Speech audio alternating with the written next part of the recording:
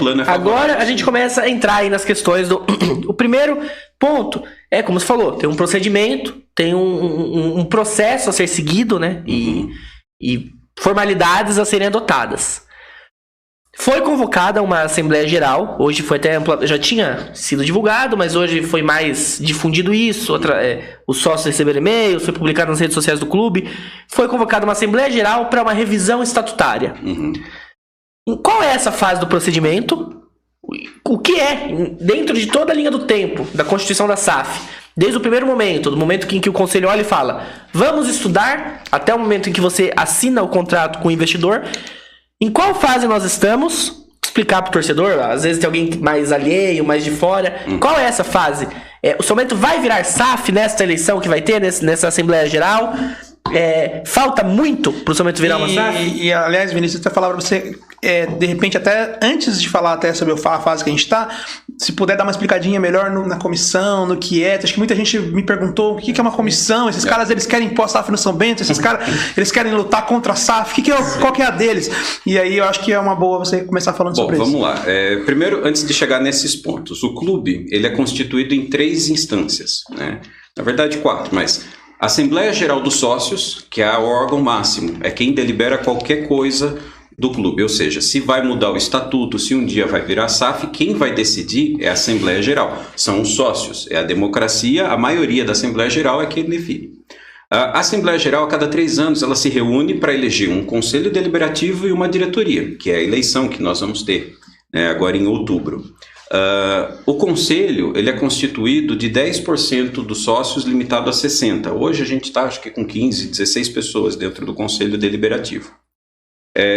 Desse conselho, dessas 16 pessoas, foi necessário criar uma comissão. O que é uma comissão? É um grupo de pessoas, no caso são essas 4 pessoas, que são sócios também do clube, que tenham algum relacionamento em relação à parte econômica, à parte jurídica, que fosse ler e estudar a lei da SAF, para saber, o São Bento está a que ponto, ele é viável, não é viável, é interessante ou não é. Então essa comissão nada mais é do que um grupo de estudo.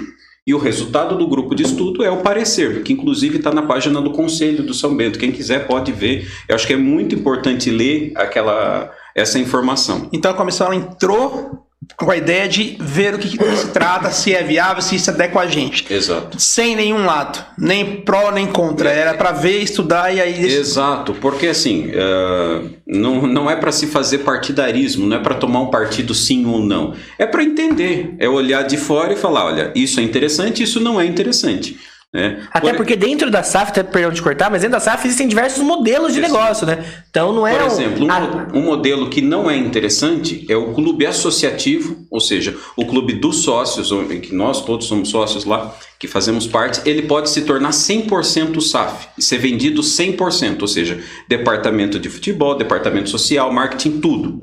Esse modelo não é interessante como SAF. O que é interessante? Você pega o departamento de futebol como se fosse um dos braços do clube e transfere ou comercializa isso para um investidor para se tornar SAF. Então, todo o restante, quem é sócio hoje do clube com uma SAF não vai deixar de ser sócio do clube.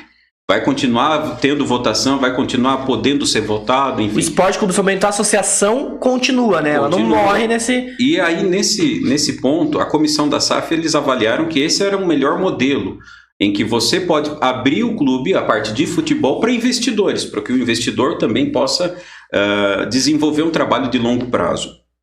E baseado nisso, ele foi avaliar o que a gente tem hoje. E o que a gente viu aqui, o estatuto, ele não permitia que o clube fosse cotista, ou seja, que ele tivesse participação em uma empresa.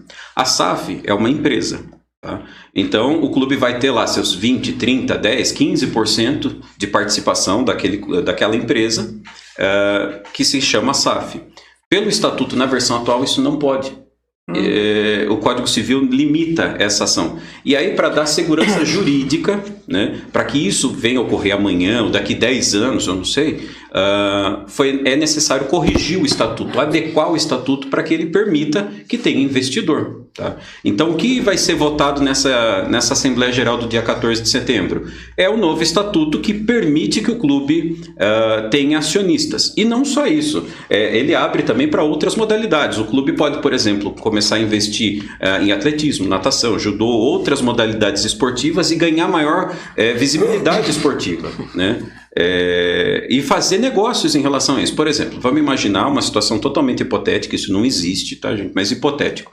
A LSB vira fazer uma parceria com o São Bento. Ela vai poder 50% do São Bento, 50% da LSB e se monta um time de basquete, né?